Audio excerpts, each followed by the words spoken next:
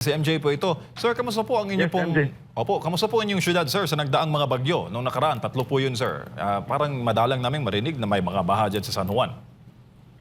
Dito po sa San Juan, meron naman po tayong flooded areas pa rin, but not as bad compared to those I saw from the other LGUs. So, of course, thankful po kami dito sa San Juan na hindi ho ganun grabe ang naging epekto. Nag-evacuate po rin po tayo ng close to 1,000 individuals.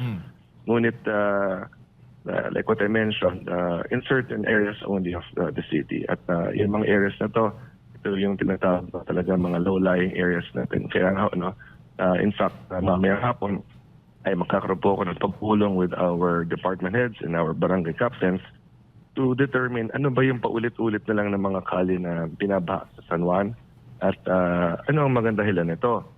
Posible bang natayuan na ng mga structures yung drainage system natin? Posible bang luma na ito at dapat nang i-upgrade? So we will evaluate. But here in San Juan, marami ho tayong mga pumping stations. Lahat po yan 100% operational. Consistently po tayo naglilinis ng ating mga daluy ng tubig at nag-upgrade po ng mga drainage system. So kinakailangan talaga merong mga hakbang na gagawin upang pagdating ng malakas sa ulan ay hindi maging grabe ang epekto nito sa atin. So we just have to be proactive in terms of managing our cities during heavy rains. Opo, lalo pa second quarter na ngayon, sir, ng taon. At ito talaga ang panahon kung saan madalas ang pagtama ng mga bagyo. Kundi man bagyo, mga pag-ulan na pinalakas po ng hanging habagat. Ano po ang collective na stand po, sir, ng inyo pong mga kasama at ng buo pong Metro Manila Council sa issue po ng drainage, lalo pa mga LGUs po na kasama po ninyo, Maynila, talagang yan po ang problema pag malakas po ang mga pag-uulan. Tama po kayo. No? In fact, usap po kami ni MMDH Chairman Don Artes noong isang araw at ayon sa kanya ay tinatapos na po ng MMDA at ng DPWH ang Metro Manila Drainage Master Plan. Yan po ay napakahalaga sapagkat kailangan natin aralin. No? Yung kasalukuyang mga drainage systems, anong mga bahagi nito ang kinakailangan baguhin na, kinakailangan palitan na kailangan i-improve, palakihin. No? Sapagkat luma na po ang mga drainage systems na kasalukuyan natin ginagamit. At posibleng nung natayo ito, ang populasyon ng Metro Manila hindi pa katulad na ngayon.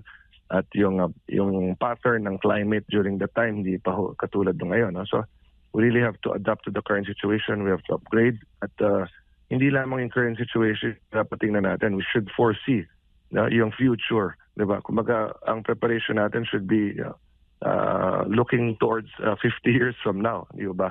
Kung mag-upgrade tayo ng mga drainage systems. So, dapat 50 years and beyond from now ay isipin na natin para yung lapad ng laki ng mga culverts na ibabaon. No? Ito yung culverts dito po, dumadaan yung mga tubig. No? Ito po yung mga drainage systems natin.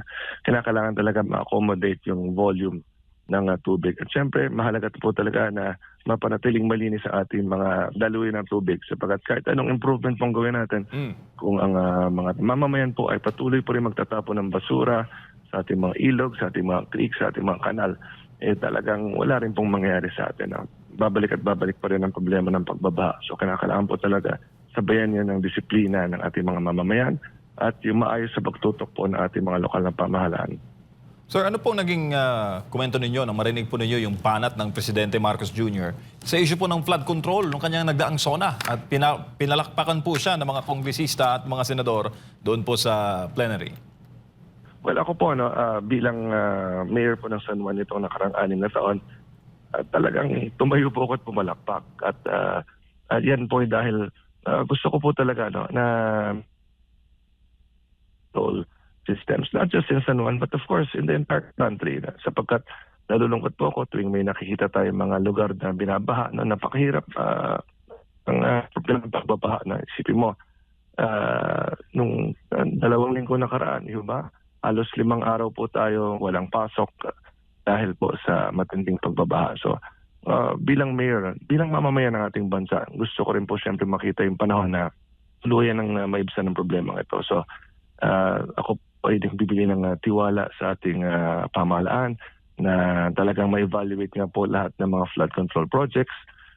Gusto po natin siyempre na ang lahat ng pondong nakalaan po rito ay magamit ng wasto upang ang mga flood control projects po na isasagawa ay talagang may isasagawa siya ng maayos at talagang yung resulta nga po ay hindi na magbaha sa Metro Manila. So yun po ang inaasahan po natin.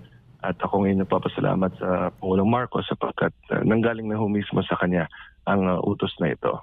Sir, ano pong komento ninyo sa minsan na ring pagbanggit ni Mayor Isko Moreno na sana raw ibigay na lang ang control, ang flood control projects sa mga local government units?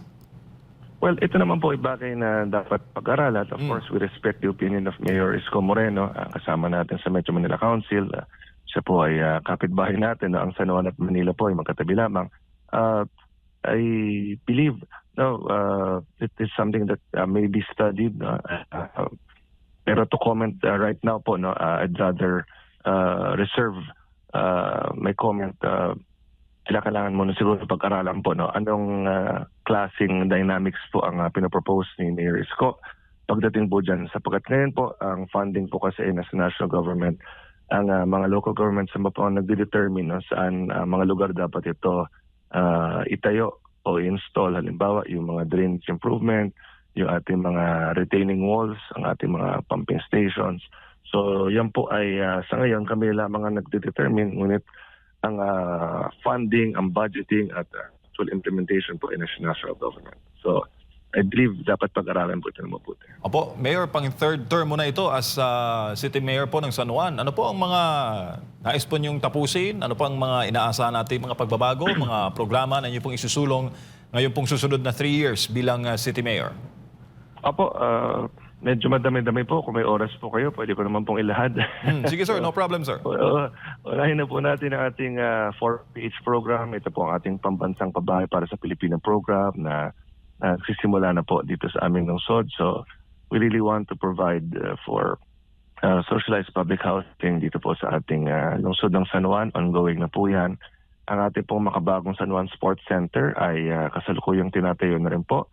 It will house a 25-meter 5-lane swimming pool, facilities for various sports.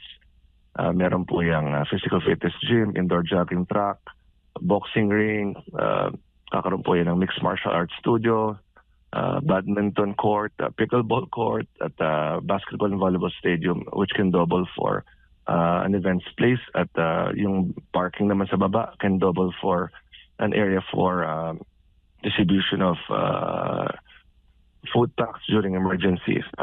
Tinatayo rin po natin ating local government center. Ito po yung magiging isang City Hall annex natin sapagkat di na po kasya ang lahat ng tanggapan namin sa kasalukuyang City Hall.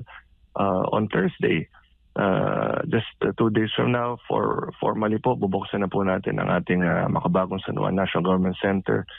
It was inaugurated 2 weeks ago by President Marcos sapagkat dito po tinayo ang bagong Pilipinas eGov PH Service Hub, isang one-stop shop ng National Government Services. So, nilaan po na ng aming makabagong San Juan National Government Center para dito. Ngunit yung ibang mga floors po at yung makabagong San Juan Theater ay i-inaugurate din po at i-bless on Thursday. Magtatayo din po tayo ng isang San Juan na crematorium and columbarium. So ito po ang unang pagkakataon na magkakaroon po tayo nito. Sapagkat ngayon po, pag tayo nagpapakremate ng mga pumapano, the city will spend around 30,000 pesos per cremation. So pag meron na tayong sarili nating facility, ay magiging mas mababa na pong halaga na kailangang ilaan. At magkakaroon po ito ng mga kapilya. At ganoon din, dito na po rin sila ihimlay pagkatapos silang makremate. So sunod-sunod po ang mga undertakings natin ng Eastern Police District din po. Lilipat na from Pasig to San Juan. So tinatapos na po natin ating Eastern Police District building, which will house the new San Juan Police Station and San Juan Bureau of Fire Protection Station. At ganoon din po ang ating unang gusaling pabahay, yung ating 22-story high-rise in-city socialized public housing. By 2026 or towards 2027 ay matatapos na rin po ito. So yan po ay ilan sa mga tatapusin ho natin. At I promise the City of San Juan to expect only the best from Mayor Francis Zamora in the next 3 years. Opo, Mayor, maraming salamat po sa inyong panahon at mabuhay po kayo, sir. Apo, maraming salamat din po, SMNI, at tawag na po kayo kung may katanungan. Thank you, sir.